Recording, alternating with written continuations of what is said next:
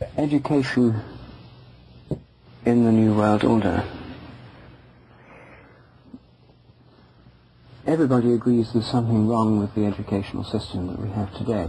I mean, even mainstream official educationists are worried about it. There's something about it which doesn't seem to be working. And obviously, in the New World Order, there'll be an educational system of some kind. Every society or civilization has one. So one has to think, what kind do we actually want? And we know that the present kind needs replacing in some way. So what kind do we actually want?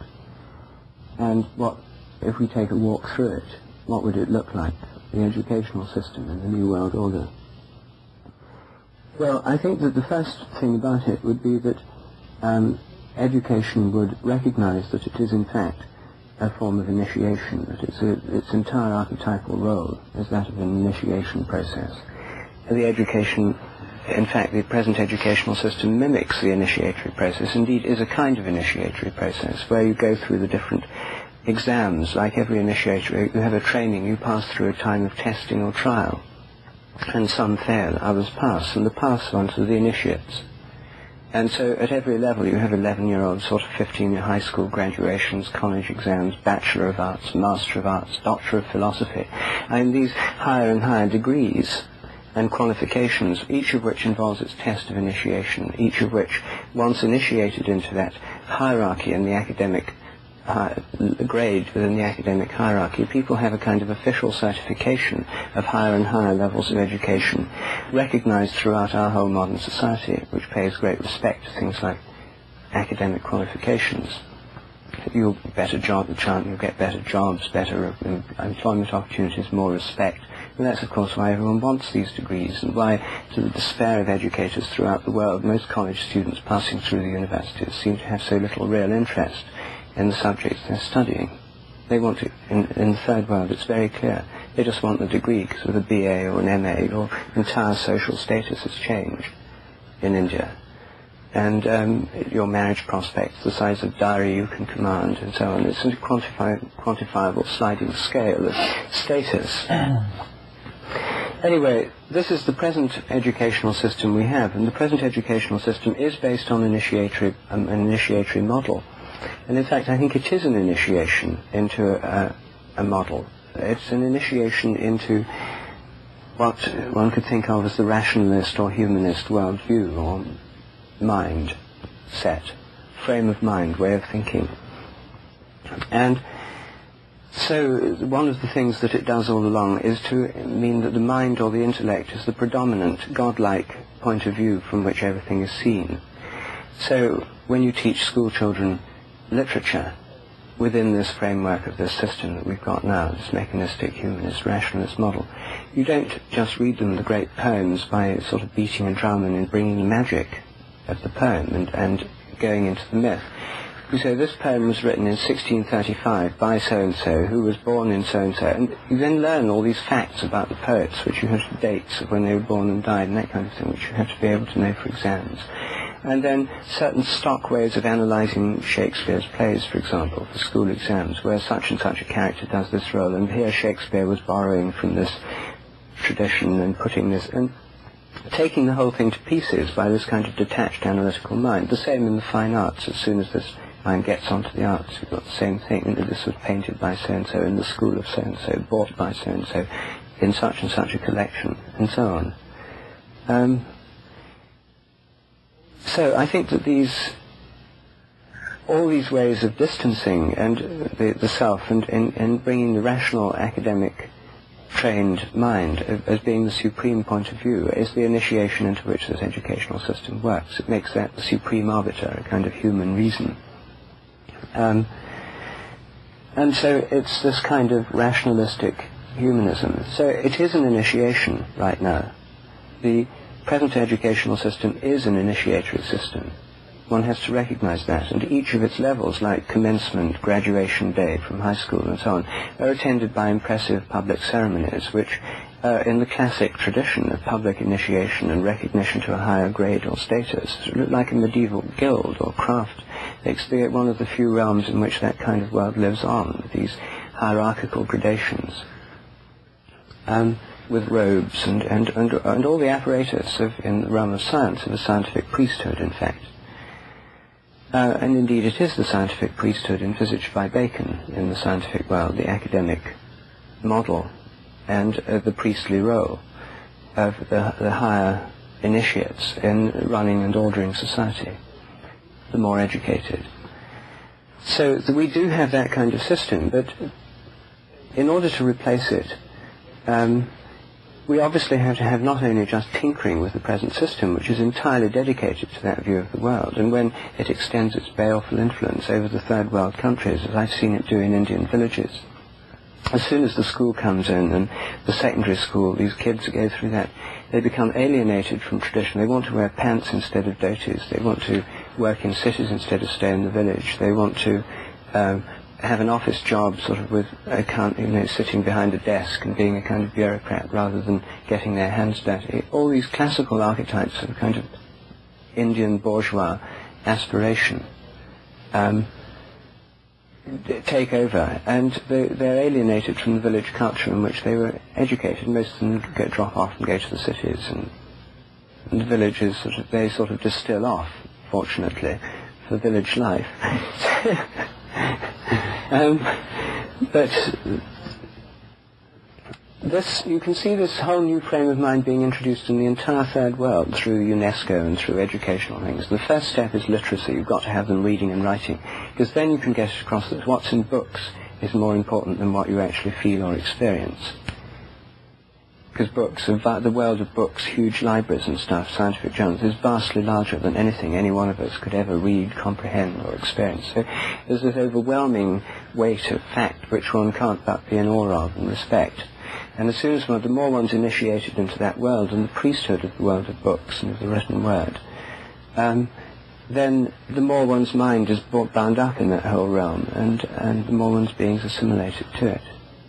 And the less the realm of ordinary experience counts for anything. In fact, it still counts, but it counts behind the diaphragm that separates from the educated public persona from the private, domestic, or romantic solitude, or hiking in the wilderness weekend persona, or holiday in Bali persona. These other wilder, freer aspects of the personality are relegated to free time, not in the educated part.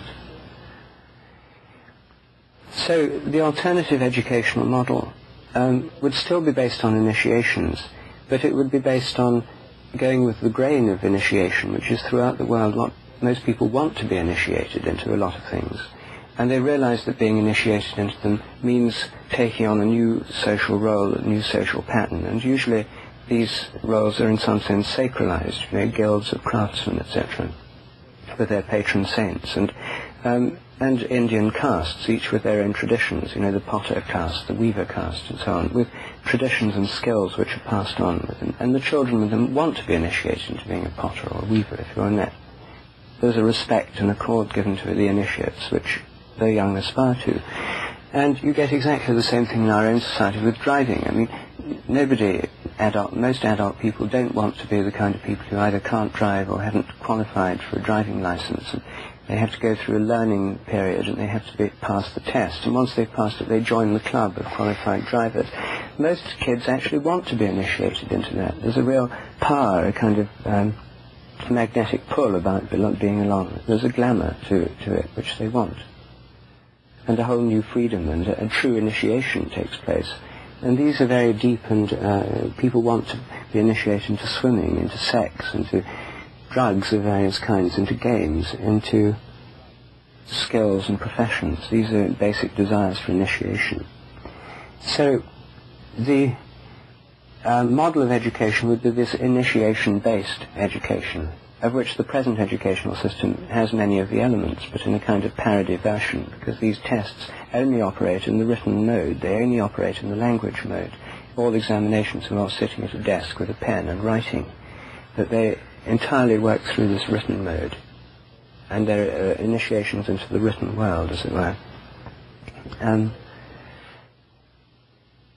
So there are other kinds of initiations, and if you think about it, a lot of the present educational system could be transformed by recognizing its initiatory quality. Like medical students, to become doctors, have to dissect a complete human corpse. This is an absolute requirement.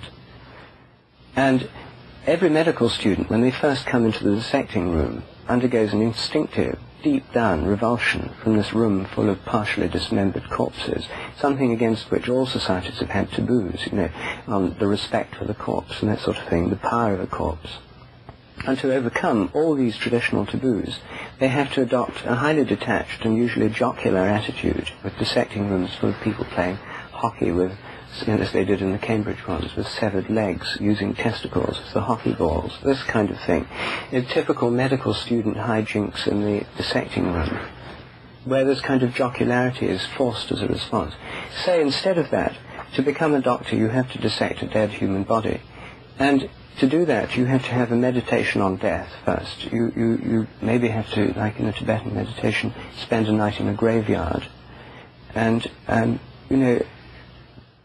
really confront what one's doing, the initiatory quality of being in it, confronting death in some kind of way. This is a solemn moment. And in most other trades, professions, skills, etc., there would be this initiatory way of doing it, which exists to some extent in voluntary organizations and clubs and hobbyists of every kind, who want to have their people pursue things because they're really interested. There'd also be adolescent initiation rites somewhere in this. We mentioned that at Hollyhock, Jill and I were talking about vision camps, summer camps, where kids go, and where there's a truly initiatory program now, involving a vision quest, for example, at least 24 hours away, alone in the wilderness. These camps already exist in northern Vancouver Island in the summer, mostly for Indian youths. And so there'd be this initiatory quality introduced throughout the educational system, and computer modeling, for example, would be a very important part of the initiatory thing into mathematics, which would be an initiation into the mathematical landscape, which is the hidden mystery of mathematics, into which most students of it never get an inkling. They don't even know it's there, because mathematicians don't talk about it. They pretend that it's this rational system of numbers and symbols. But actually, the really good ones have these vivid visual imaginations, which is where it all happens, where the magic goes on. Well, now, one of your great points is this can now be rendered visible through computer models. You can enter into it as you can through fractal programs and that kind of thing, and actually explore the mathematical landscape in the privacy of your home from moderately priced diskette available from Ariel Press. And so this obviously is part of it too. So, and also within each branch of learning, there would be, through ceremony, you'd learn about how to mend cars, you'd learn from plumbers about the elements of plumbing, you'd learn useful things in schools, and be initiated by members of recognized trades or professions, like a plumber would teach you plumbing, a real plumber, who's really part of the kind of plumbers union, the really initiated plumber world. And so you'd see that you'd have an entry into these different worlds through these initiations, which could take place within the framework of ordinary schools. And through acknowledging the tradition, which is in each of these cases a way of life, a whole cultural tradition, not just a piece of book learning or things written on paper, you'd come into the larger group dynamics, the social psyche, the education would be integrated into the larger emotional and intuitive and social bonding aspects of one's life.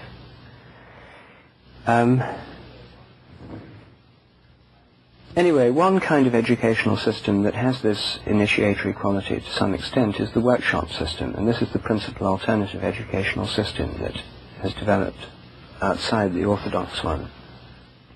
And it's obviously the best model for actually replacing the present one, a vast extension of the workshop system of education, because workshop-type education involves people interacting as a group, and it's impossible to forget the group dynamics. It's not just a teacher in a classroom who are meant to be quiet, although in fact what's going on is group dynamics of often turbulent kind. The workshop makes the group dynamics explicit, and is the model of people who actually want to learn something together, to make some new insight, to make some new step or experience or transition, which, at the end of which, Friday noon, they'll have actually been through a kind of group initiatory experience, which has involved a group bonding, a new shared way of seeing the world, a new consensus reality emerging, a new insight into self-transformation, etc. Initiatory hopes, anyway. The other thing is that, the other final point is that for the educational system to be transformed, each branch of it, each profession of it that already exists as a kind of guild, like mathematicians have their own kind of guild, and biochemists, and these are guilds with their founding fathers, their honoured traditions, etc. They're like guilds. Each one of them has to, from within itself, within the group, have a new vision of what it could be, like revisioning psychology, like Hillman's book. There's the revisioning model, revisioning medicine. What would happen if a group of doctors got together, led in a workshop-type format at somewhere like Esalen, and did things like shamanic chanting in a workshop format, and then also discussed what was their original vision in becoming a doctor, what was going right back to contact the original inspiration for each of them, and then tell it to other people. What did you see medicine could be? What's your experience of it as you've actually come into it? Limitations and so on. And what could a new vision of medicine be? A new kind of healing profession. This kind of revisioning could occur within each of the, what could a real botany be within the botanical? A real botany would be a science really related to the spirits of the plant world, as well with an understanding of their forms, names, colours, embryologies and so on, but essentially knowing in the greatest detail and relating to the spirits of the vegetative kingdom.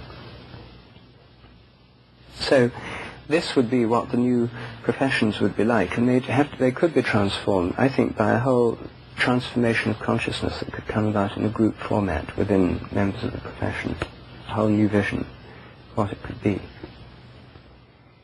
So, in summary, I think that in the New World Order, the educational model would be an education through initiation. The initiations will be things that people on the whole want to do and involve far more than just writing things down, but actually a real mental, physical and social competence to do whatever it is that needs to be done, which is what involved in real guild initiations, apprenticeships and so on.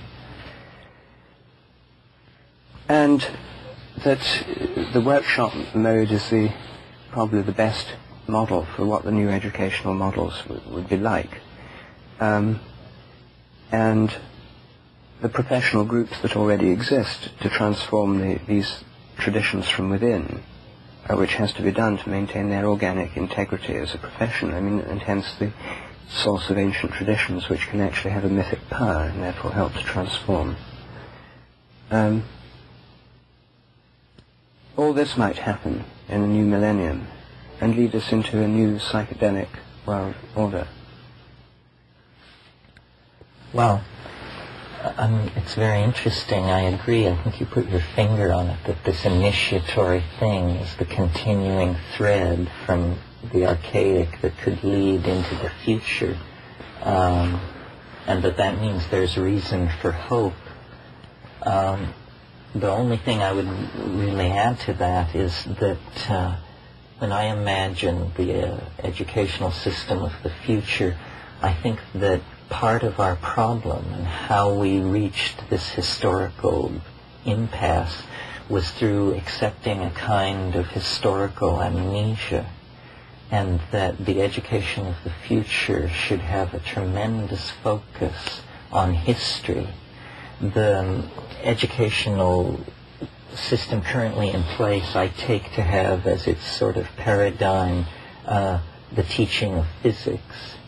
In other words, the conveying of an extremely abstract, mathematically based description of nature that ushers into high engineering competence.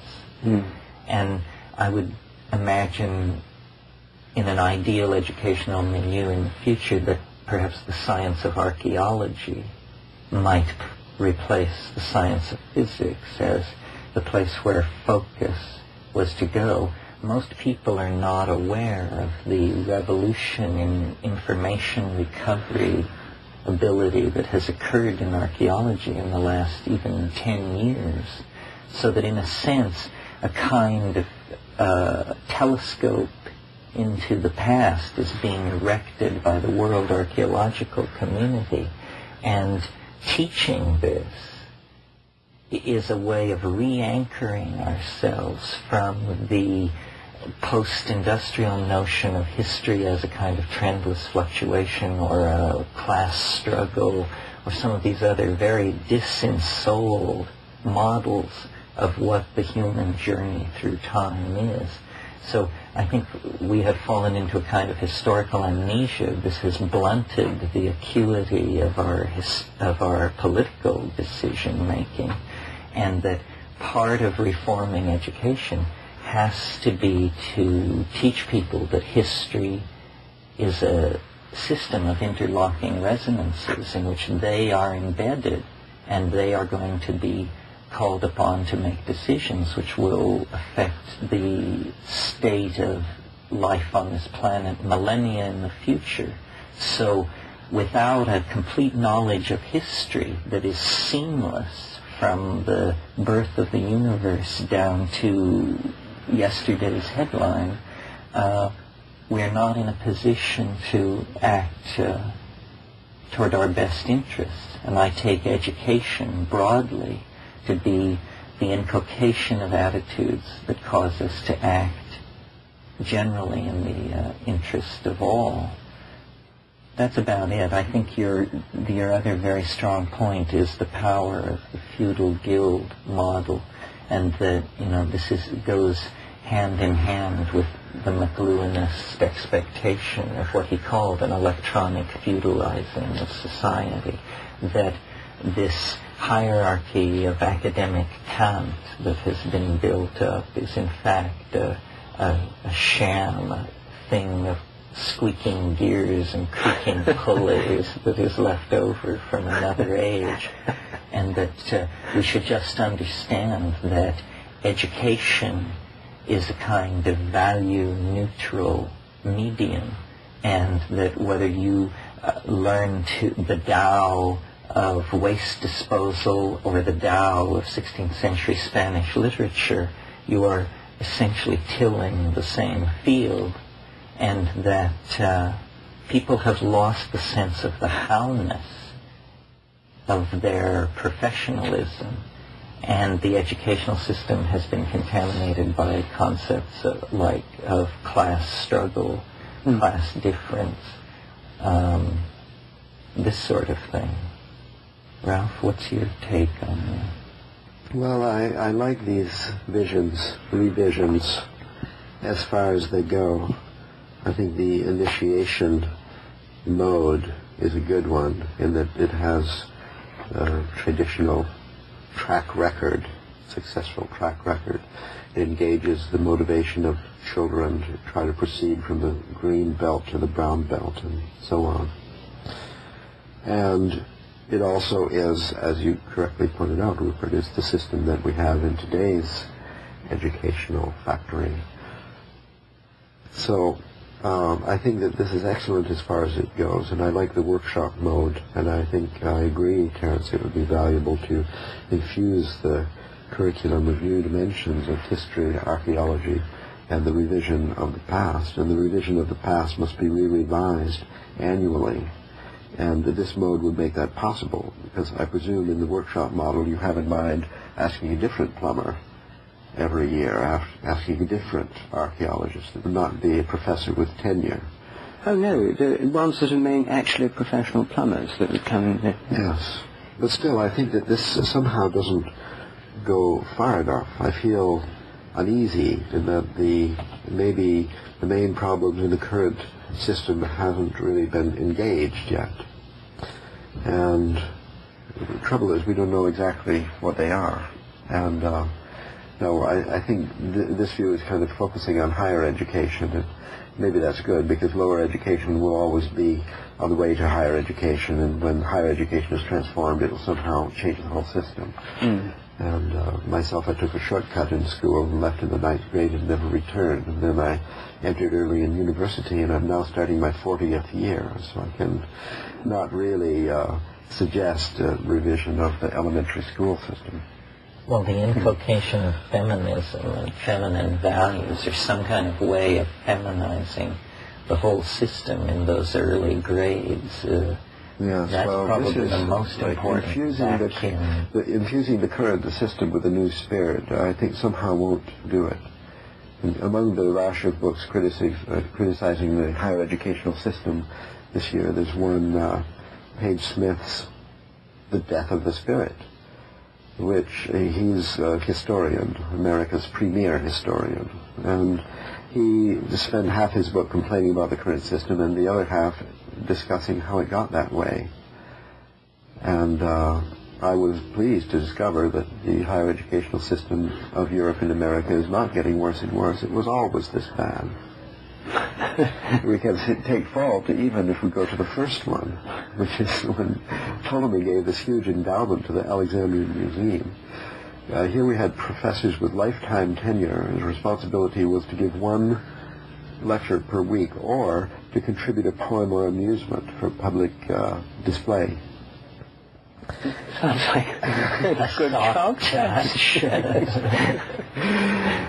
So Page Smith takes issue, first of all, with the tenure system. Now, I like the tenure system. I would be out on my ear years ago if I didn't have this very, very strong job security.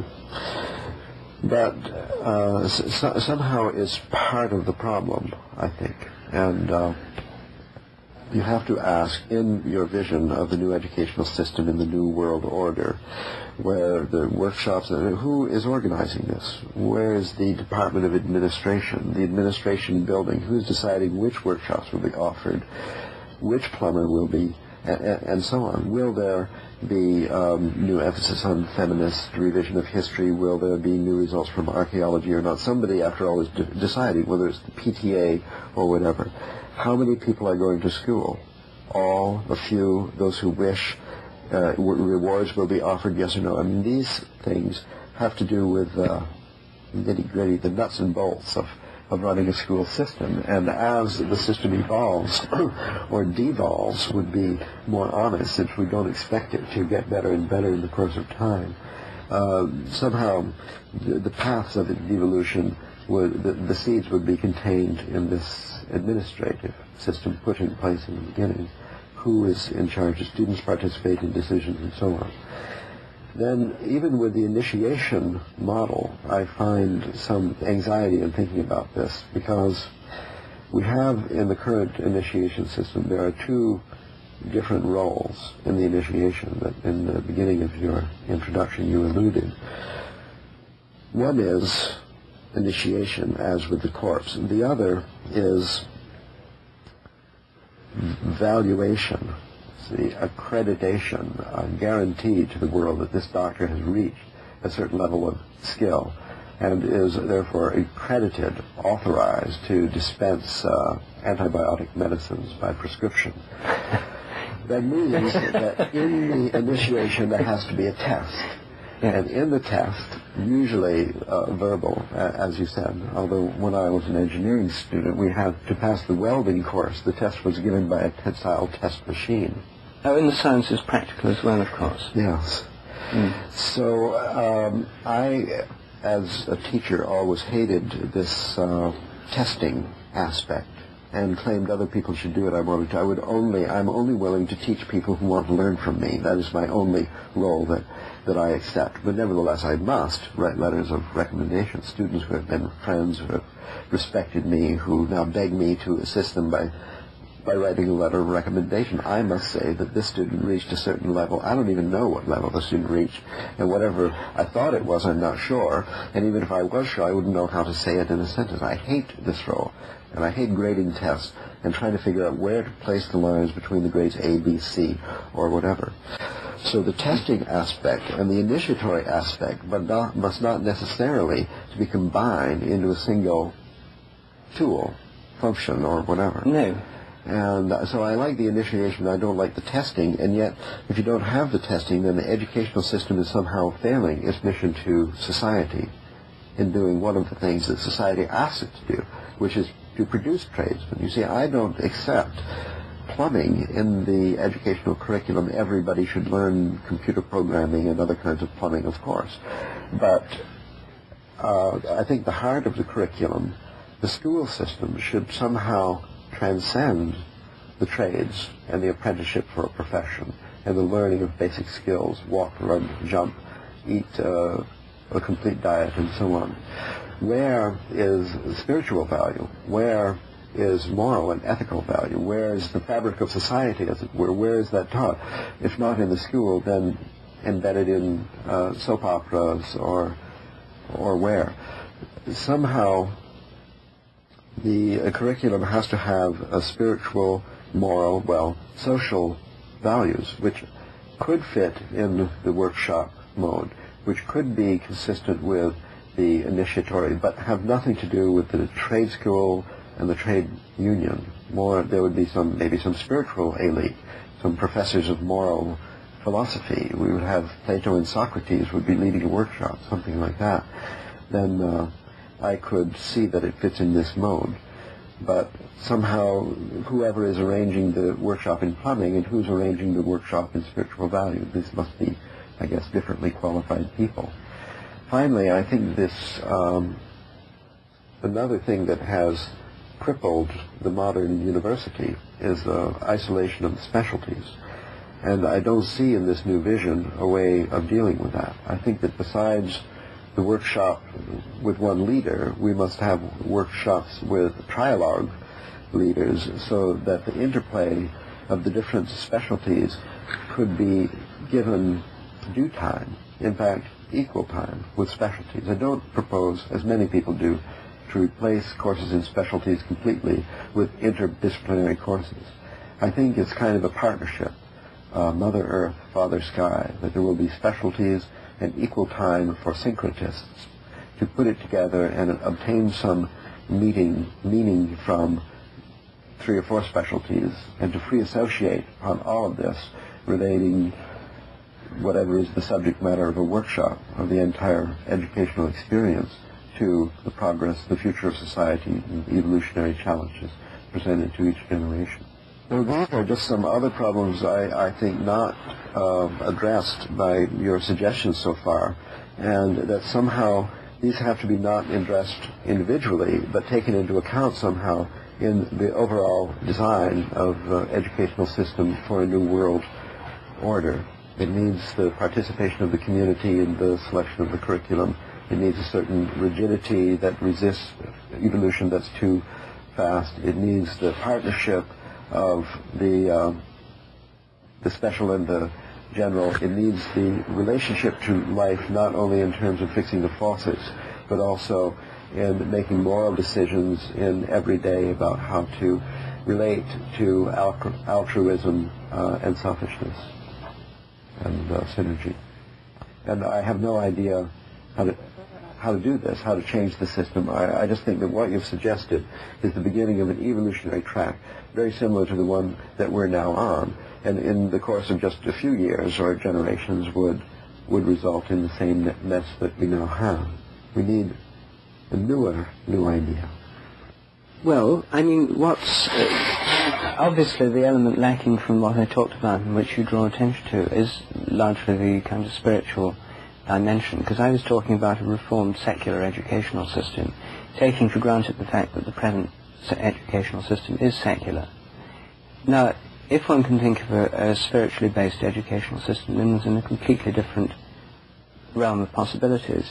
The problem, however, is that if it were Christian-based, then all the Jews, Muslims, Hindus, and atheists would object. If it were Jewish, all the rest, and if it were Hindu, then fundamentalist Christian parents would object.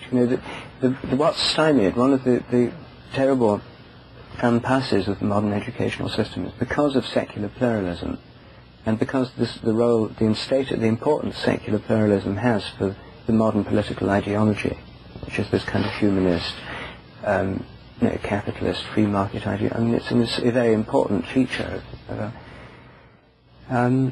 It means that no one spiritual traditional practice can be used in schools. I mean, except in explicitly Roman Catholic schools or Jewish schools or Muslim schools, which is why a lot of people want separate Roman Catholic, Jewish, Muslim schools, exactly because they do think this is important. But in the secular system, you can't do it. So there's a terrible blockage there. And the only way to overcome this problem would be to have a new official world order, which could empower, accredit, etc., which is not the secular state, because the secular state, by its very nature, is desacralized. It's a humanist concept. Mm-hmm. So the thing is that this revolution would have to go a long way if you want the entire package. A long way. We want to go a long way. It would require some kind of new religious consensus into which people could be initiated. Now, I think that's perhaps hoping for too much. And my more moderate suggestion would be, firstly, that each initiation has to involve a real experience at different levels of reality. So like archaeology, you wouldn't just study in books and see slides and videos of these things. You'd have to go to certain sacred places and maybe spend the night there alone, if it was that kind, or the day there, or whatever, so that you actually came to know the spirits of these places that you've been talking about, the kinds of places. You knew it directly from real experience. And you'd also do this kind of thing. If it had this vision quest element, you'd have a group initiation quality to it as well, and there's a sense of initiation into social groups and the honor of groups and so on, which would be a series of self-regulating societies, which would be models. Then, if for the entire society to have a system of regulation, you need to have official state rights, like they do in Japan through the Shinto religion and the emperor, and as we do in Britain through the monarchy, and still acknowledged official state rights, like the royal opening of Parliament, praying for the Queen, and that kind of thing. But most countries don't have the possibility of transforming that system. In Britain we do, and I think the problem is quite different here in America, because there isn't, American politics is based on a different model, a desacralized model. Yes. So the alternative is the American way would be to have a free-for-all. And how it would work is this. Each student at age 17 would be given a book of 55 workshop vouchers, and they'd be told that to become an initiated adult, they'd have to take 55 workshops over the next 3 years, or maybe 40 workshops, or whatever, and there'd have to be 5 in the kind of group dynamics, social myths, history, understanding our society, and the kind of social ethic as well as direct group experience. Some would be in philosophy, others in natural history and knowing about the natural world, etc.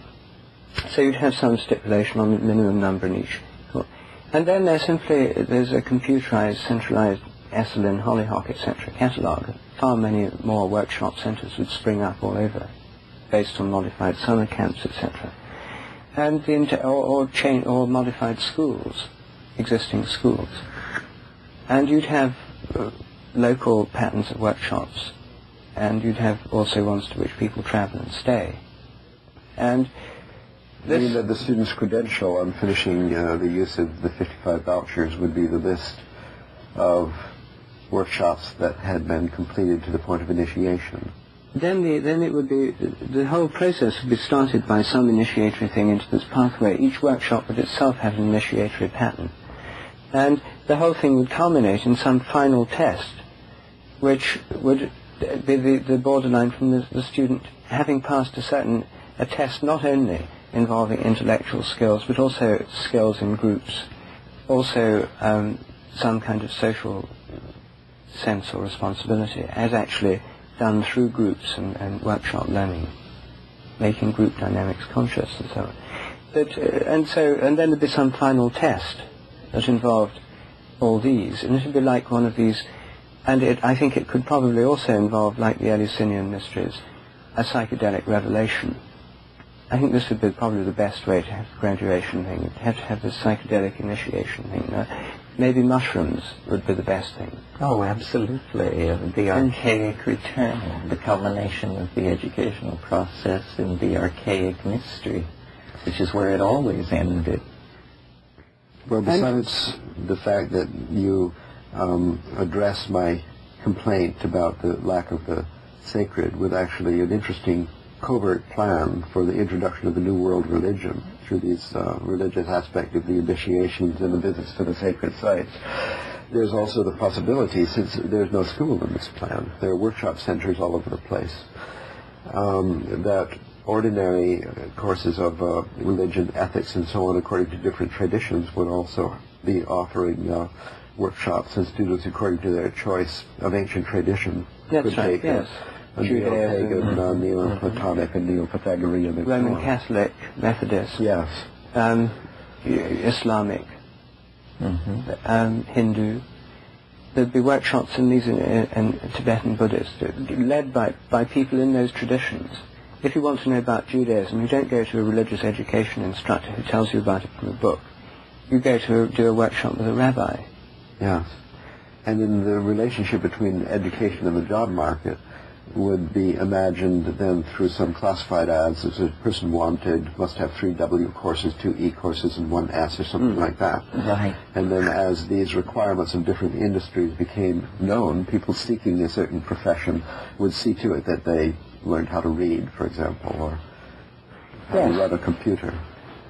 Well, that would be one way it would work, yes, and I think that this educational system probably would fulfill the needs of industry, although I hadn't thought of that, way better than the present one, because it would actually give a much better sense of the industry. They're not interested in taking graduates who just think from books. They complain all the time in Britain about how they don't want university graduates in a lot of British industries. Their heads are too big, and they're too big for their boots, and they don't respect practical experience, so they'd rather take people straight from school.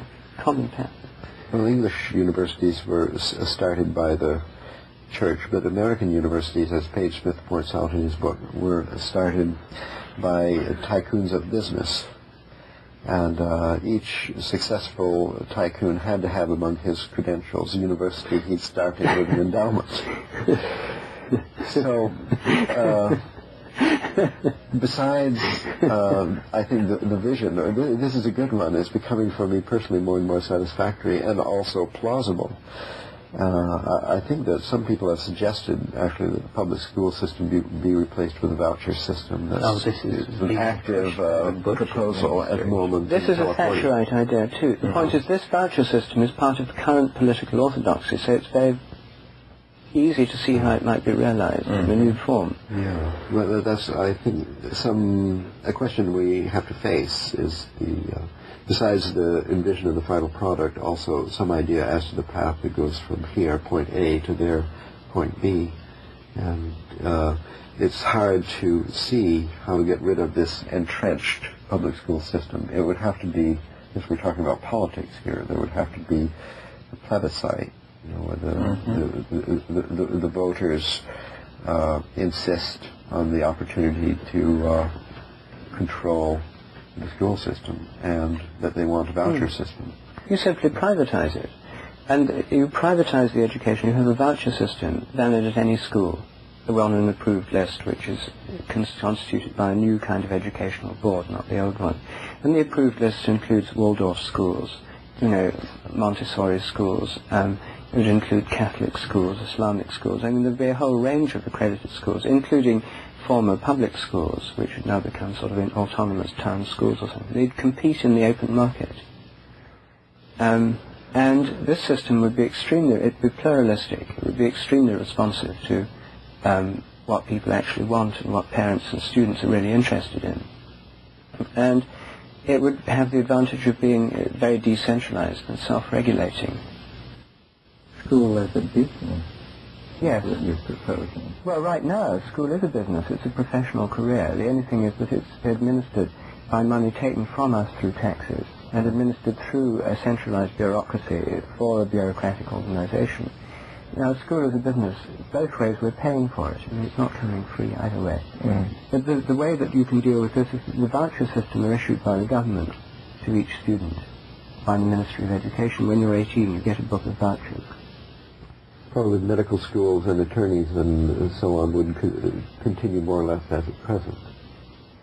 And they would have entrance requirements that so many B courses for biology or S courses for science or something like that.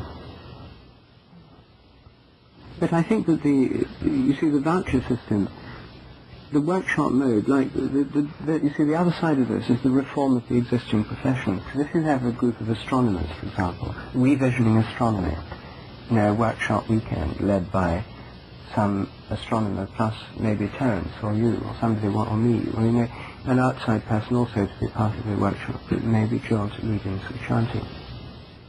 And then you go into what's their original vision of astronomy, what is it that interests them most? What could astronomy be again today? Well, one thing it could be is helping to reconnect people with the heavens, designing these henges that we were talking about, setting these things where you know where Jupiter and things, so that this goes into every school, and so that children actually learn about the heavens.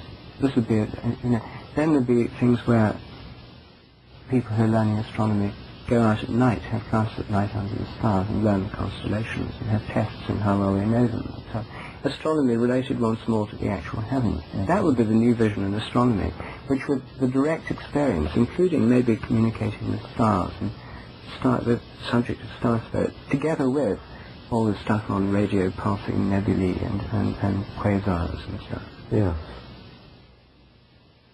So, and in each science, Gaia, geology, the new geology, would not only involve studying rocks and knowing about them, but studying them in the context of a sense of the life of Gaia, a Gaian geology that would, be in a Gaian perspective, and which would begin and end with right rituals that connect the geological profession to its patroness, Mother Earth. Well, as the bond issue and the plebiscite are put on the ballot and passed, and the students are issued their booklets of 55 vouchers, and the new structure is put in place and simply begins, there still may remain a terrific lack of teachers who would wish to or be able to offer such courses. The ignorance of the meaning of the ancient sites and the significance of the stars and so on can't be overcome in a day.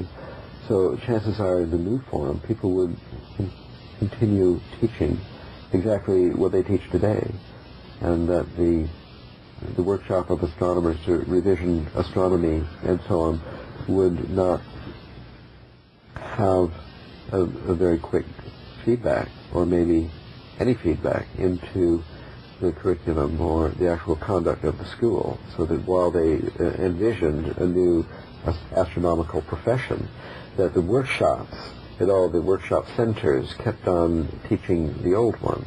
And somehow there would have to be a miracle to get the whole system onto a new track. And this wouldn't happen overnight. The resacralization aspect that we are mostly longing for could never happen, might never happen. Well, I think we need to trigger it. Well, I think that it would have to happen in this new model. You wouldn't just get a booklet of vouchers through the post. To start your path, you'd now be entering the stage of a kind of apprenticeship or learning. There'd be an initiation ceremony, and you could be initiated in any one of a number of ways, through a Christian, Jewish, Muslim. Each religion could run, or if you didn't want to have any of the ones offered by the various religions, the New World religion would always be a possibility. There'd be a new world, there'd be a chance for free enterprise in this area, sort of New Age initiation, with vague stuff about crystals and green feminists. Yes, that kind of thing. There'd be all sorts of, but you'd have to go through one of these initiations, which would be based on initiating you on the path you're going on and calling in blessings on your journey and that kind of thing. Then you get your book of vouchers as part of the ceremony. And this happens at a sacred place of your choice. I mean, you're not forced to go through any one tradition. So setting up that particular system of initiation rites would be the key step for switching the whole system onto a new path. Yes. You'd have to sort of engineer that. That would be fairly easy, though, because you'd say the importance of initiation for the psychology of children is its vast importance is now universally recognized. I mean, you can make a strong case that therefore our educational system needs to have a more initiatory quality. We're talking about the 27 million young Americans who are of the age for this first initiation this coming fall, and how exactly are we going to accommodate this number of people in a new system with the production of 3,000 to 5,000 new teachers? But I'm not thinking, you're thinking about a model of overnight change of the entire American system. I'm thinking of a pioneering experiment in a limited area. That slowly grows if it deserves to. The thing is, the way that things happen organically in society, you never convert a system without some prior model of it working. I mean, whenever you try and get any money, persuade anyone, if you can say, look, this is, I've got it going, here it is, you can come and see it. It's vastly more sophisticated. And Shorthand does a lot better by being able to say, look, here are the plants, this is the botanic garden, that's it. Yeah. Rather than with a bit of paper saying there's this project and, I think they're all Something concrete. Yeah. And so if the workshop system is already up and running as a concrete alternative to the present education, that's its great advantage. It exists. Yeah. It exists in a pluralistic free market form, which is self-sustaining so far without state subsidy. Yeah. That people do because they want to do them. And they want to do them because they know that in the workshop they'll, on balance, come out feeling better than when they went in. So it's not much growing now, but perhaps if people did have vouchers, then it would suddenly start a rapid I think it would be a completely new format, because at present no one aged 18 goes to the workshop. It's a system of education entirely for the middle-aged. What an oversight. Yes, no, he's on to something. It's made no contact. How could we possibly attract an 18-year-old to a workshop? What would be necessary? To talk about psychedelic drugs, I get him. Not quite 18, but 20 I think to 25. I think if we did dialogues on morphic resonance and chaos and psychedelics and trialogues, I think there are a lot of younger crowd. Yes, if right now they have to pay $385. They don't have the money. They don't have the vouchers. The problem with the workshop system is because it's self-financing, it's expensive to do. What about Esalen giving, what do you call them, scholarships for young people? That would be all right. But I think it would be a kind of token thing at Esalen. I think that they maybe have to have some young people's workshops here. That would be it, 2 or 3 a year, where they're offered at a much reduced price. Yeah. And that the people who come on them have to be recommended by somebody who's been to Esalen, something like that. So it would create the sense of the Esalen community. Oh, we have to recommend this to Steve, because we're really lacking that generation now. It's a serious problem. The Lindisfarne Fellowship, which is just one of these many invisible colleges existing around the globe, that I think they're valuable. It's now proposing to dissolve itself on its 20th birthday because there is no coming generation. People are dying of old age, and nobody knows a young person to introduce into the circle. So this is a tremendous hole in our bucket. Exactly. Well, this is exactly where there's a tremendous scope for the initiatory model. You see, coming to Esalen is a kind of initiation for most people. Whenever you come here for the first time, it has an initiatory quality, and most people are the initiates who have an easy familiarity with things like hot tubs and getting food in the lodge, and that kind of thing.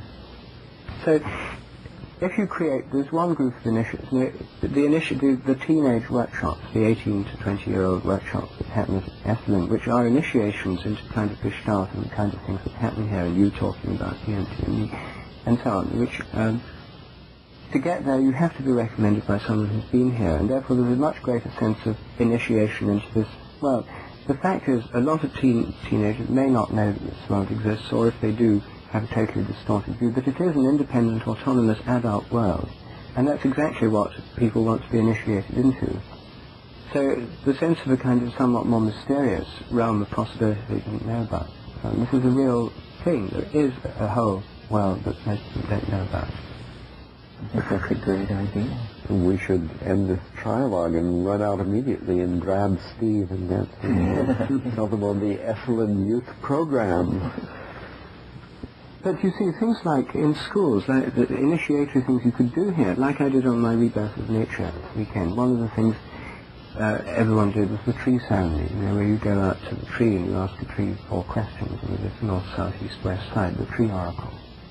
Yeah. Well, Jill does this in her workshop, and I found that within 3 hours of talking about, in this kind of context, the reasons for thinking the old worldview is inadequate, the problems of the mechanistic worldview, its temporary nature in relation to resurgent animism, the rising tide of new attitudes, etc., the temporary nature of the mechanistic predominance and so on, then, everybody is happy to go and hold a tree and ask it questions and sit down by it. This tree oracle is very effective.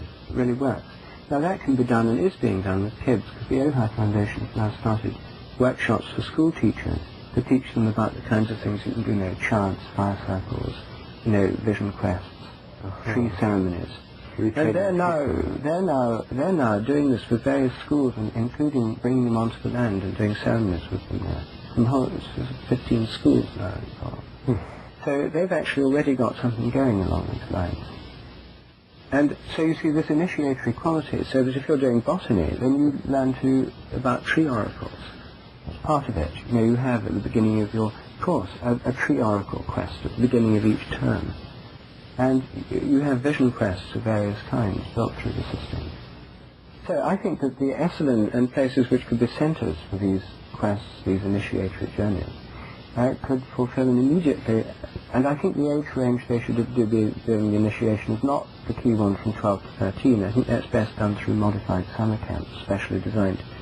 But this could be the initiation into adulthood at 18 or 21. So these 55 workshops, they would begin with adulthood. Is that your idea?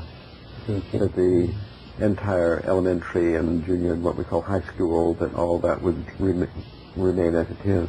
Well, I think that the model of trying it out with the initiation at 18 into adulthood, all applicants must be 18 or over.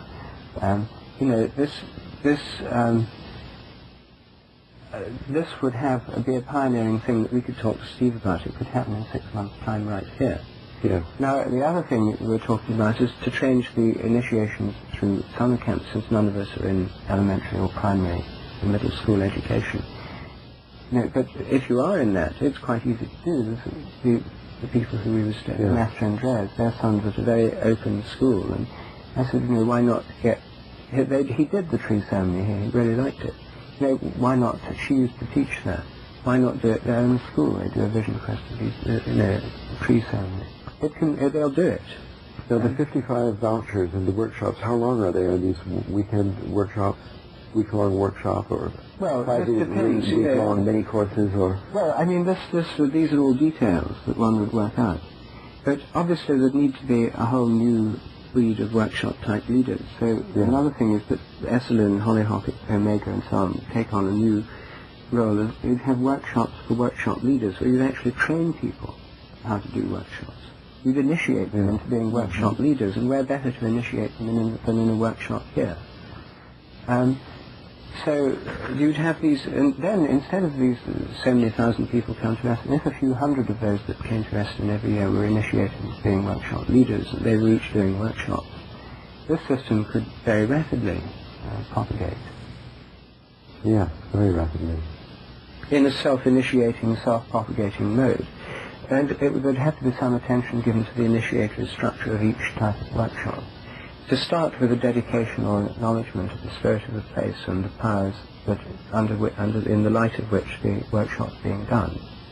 If it's being done in the light of a spirit or of reason or of emotion or of holism or integration or whatever. I mean, what's the guiding principle?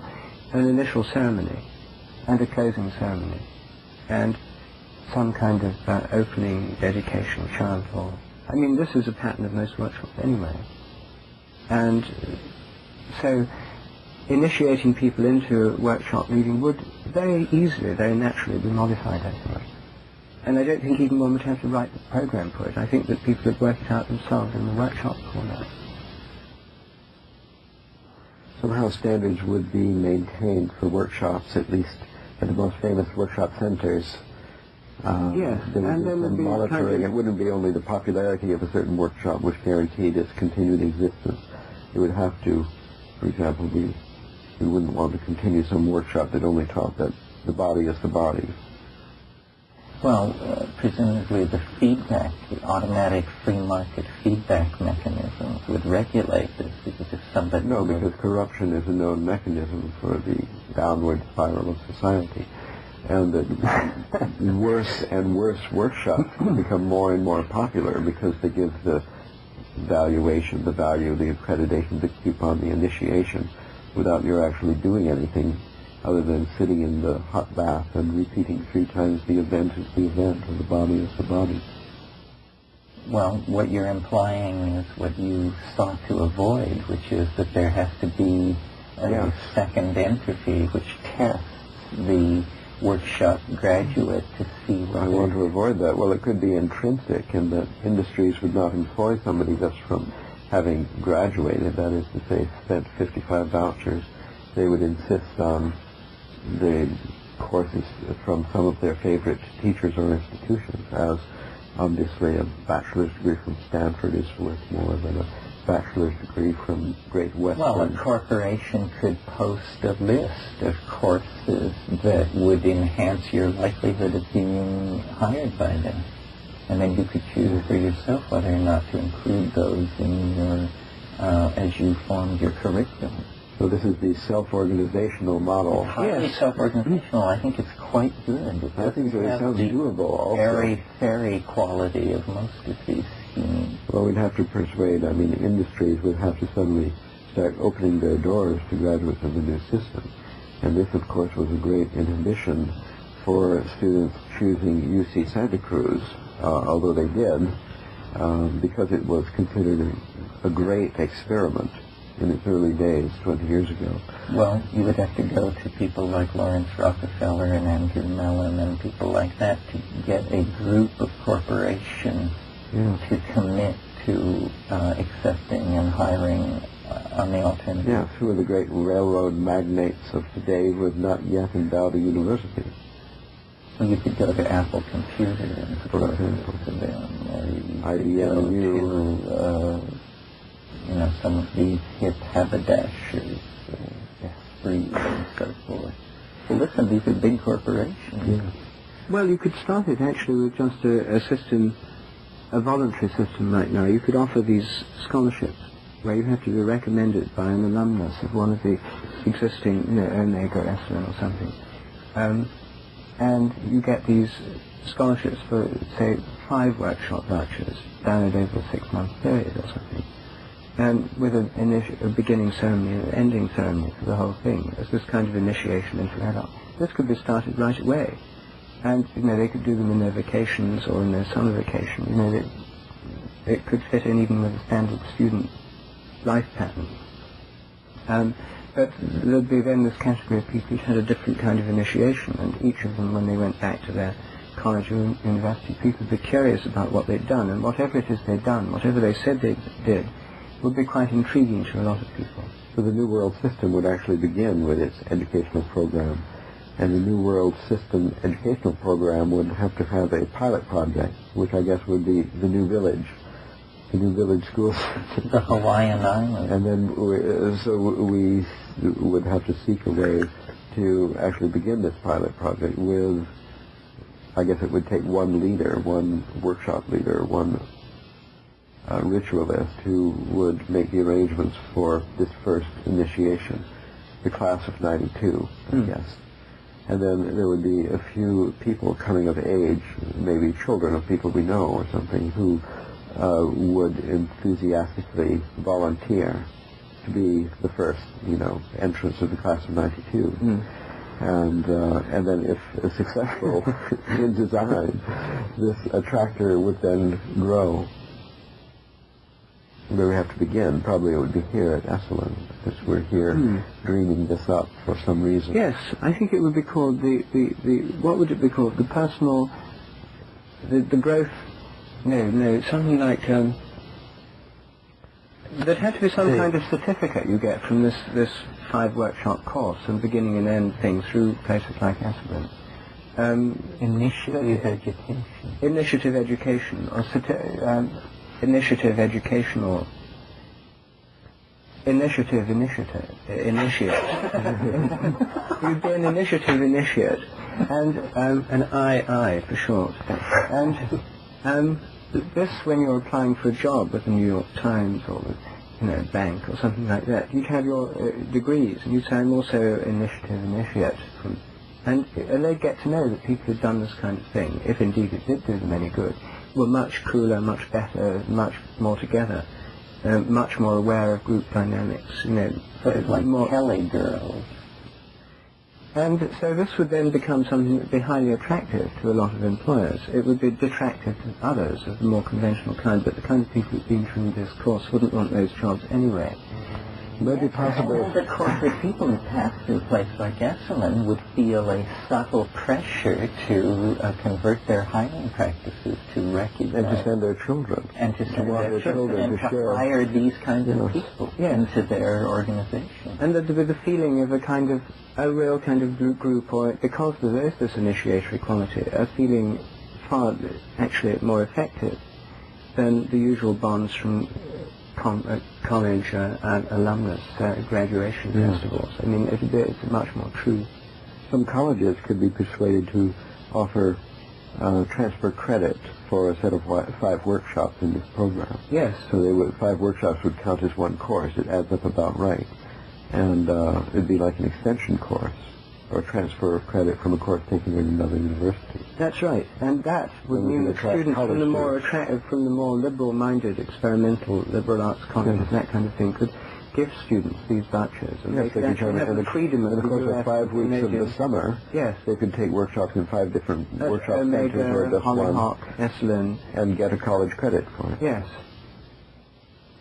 I think you should be made Minister of Education. Of the New World Order. The New World Order. The NWO.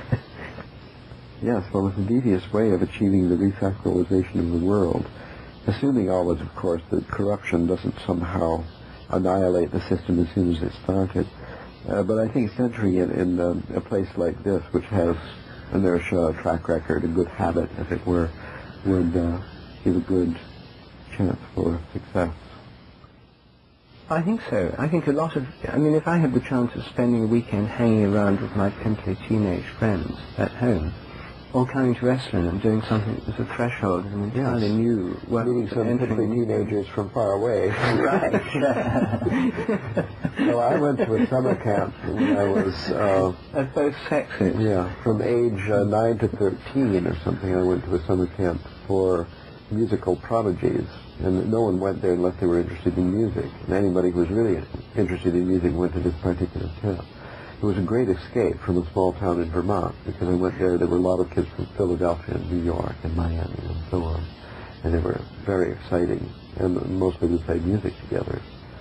But such things, specialized camps to learn ballet, sports and so on, they exist, and some of them have track record. They have terrific reputation compared to other ones for the quality of the faculty, also the quality of the students. And such summer, particularly the summer youth program at Esalen, would give it a huge additional scope. And training workshop leaders would give them a bigger choice of workshop leaders in the future, so then they would be creating expansion of their own system, as they don't do now. They have to depend on serendipity to find new workshop leaders. And as the popularity of workshop-type education grew in schools, as people in 16, 17, 18 got into an age group where some of their friends had been on workshops and had come back, obviously changed in some way, and talking about this being a kind of secret to which they were not yet privy, the only way they could have this experience was to go on one of these workshops and be part of such a group. They'd really want to do it, and a huge new market would open up in the sort of high school age. Yes. We have to get this tape to Steve immediately with our bill. Well, they may not want to expand Esalen, but if Esalen wanted to expand as a business and take on a whole national dimension in all these strategies, and because it's a revolutionary educational concept, it's not simply a strategy for expanding revenue. It's actually a seminal kind of thing. If it took hold, and it seems very sound, because the old method is breaking down. I mean, there is either some substitute off in the future, or we're just looking at a generation in anarchy, largely, in American education. Well, this does seem immediately feasible. This really could swing into action next year, next summer. And it could attract capital, endowments from people who see the value of extending our successful adult educational system downward. And nobody seems to have thought of this. There aren't any summer camps along these lines. There are traditional summer camps which are excellent for everything, for tennis, for organists, and so on, but not for the New World Order. But that most of what goes on here could be extended down. I mean, shamanic rattling, chants before session and in groups, vision quest, shamanic type, all this stuff is instantly adaptable. In fact, probably, chanting, chilled out. So the Ojai Foundation has apparently had a similar fantasy as they declared 2 or 3 years ago that they were going into general education. I think that this is something that they're doing, and I heard about this when we were at Hollyhock, but I'd never seen it in action. Somebody talked about it. John Bloomfield talked about it. About a voucher system? No, about Ojai training school teachers. Who then the teachers can bring some of the groups to the land, and they do vision quests, they do tree ceremonies, they do medicine wheel circles, sweat lodges, all this kind of thing. And I suppose there are private schools that are participating, but the kids love it. It's an incredibly successful program. Formerly they had to go to Berlin to be able to do this.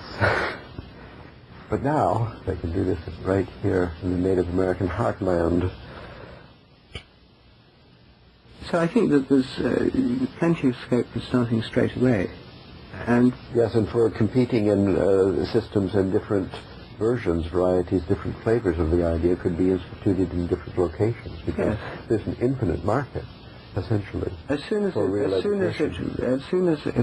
right now, people under 25 are totally insulated from this. When I give talks in Germany, in England, here in America, in the kinds of places I'm usually invited to give them or conferences, the age range is from 35 to 50. Exactly.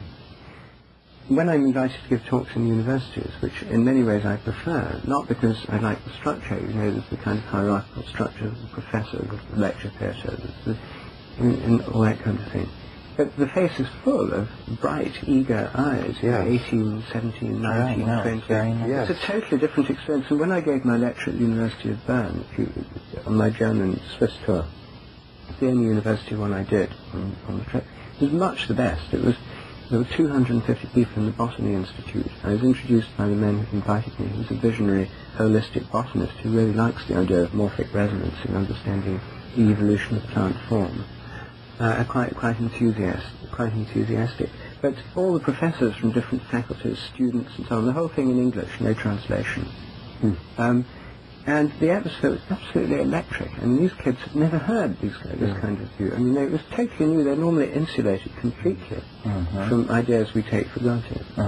And they were extremely interested, very excited. Everyone was excited, positive, enthusiastic. It was a really wonderful event. Well, my courses in history of mathematics in Santa Cruz have a very enthusiastic audience.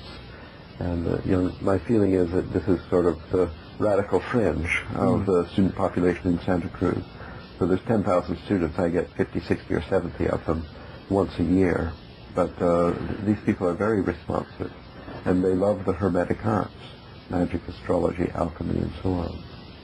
They're seriously excited. They're really turned on by it, and they do great research and study, and they know a lot already because they've been studying in the closet. And this is their first opportunity to come out and see that other people are also interested in this and connect up and have fun and be able to do it together.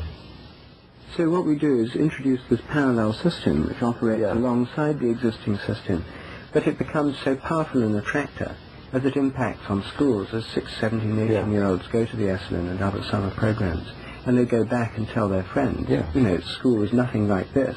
It's really fun. Well, I think this is really our best and most revolutionary everyone will want to do it. I think it's a good idea. And it'll spread enormously fast, I think, if it becomes something that slightly older people do. That see the possibility of the CIA instituting some negative publicity action on us, such as older teacher, younger student taking drugs, communing with tree, or some kind of thing. They're very paranoid about this kind of negative publicity here ruining, and for this reason they may not want anybody age 16 or less hanging around because of the danger of scandal. Make it 18 to 23. For a start. I think make it 18 to 23 for a start. And then the parallel for the sort of 11 to 13, this kind of puberty initiation, the parallel, which is often associated with transferring to a different grade of school, or being in a middle school or whatever. That whole thing is ceremonialized, or at least puberty rites through vision camps. But the people who best handle that are the people who run kids' summer camps with Yes. Many of which do have another dimension and get back to nature, that kind of thing. And they have the watchdog mechanisms in place. And they have campfires and so on. I mean, people from that world come to a workshop at Esalen where there's an exploration of new revisioning education. Yeah. And the two are discussed together, and they go back and work out models that work there. Meanwhile, this new one works out here. We can handle, the people at Esalen can handle in general this age group, I think. Yes. 18 to Yeah, I think. Yes. We'll start by the revision of higher education, as they call it, 18 to 23. That's the university age bracket. And this would create such a powerful competing attractor, because the more people know that it's more fun than that system, and the more the possibility of doing it through or within the traditional system by vouchers or going out and getting credits, the more and more people will want to do it. Yeah. And I think that it would then, the traditional system's faults have become more and more apparent, because more and more people within it would have had another take on what education could be like. Yeah. And I think that morale would rapidly crumble and would be faced with it. Since they'd already got it, by reform they could introduce more of this kind of thing. Teachers would be rushing to take courses in the new methods. Yes, the new methods. So that they could compete successfully with their neighboring teachers for students. Who wants to have an empty home room? That's right. No, this is free market economics working in yet another area. Yeah. Because right now education is one of the areas that's been insulated from free-market economics by being a state monopoly run by a bureaucratic institution and operated by an old-style hierarchical priesthood with higher universities at the top and higher degrees at the top, and all teachers in regular schools in awe of all these people with higher degrees because they're lower officially, they're like deacons. There are bishops out there, archbishops and cardinals and so on. So it would dismantle, it's one of the last bastions of the old hierarchical order.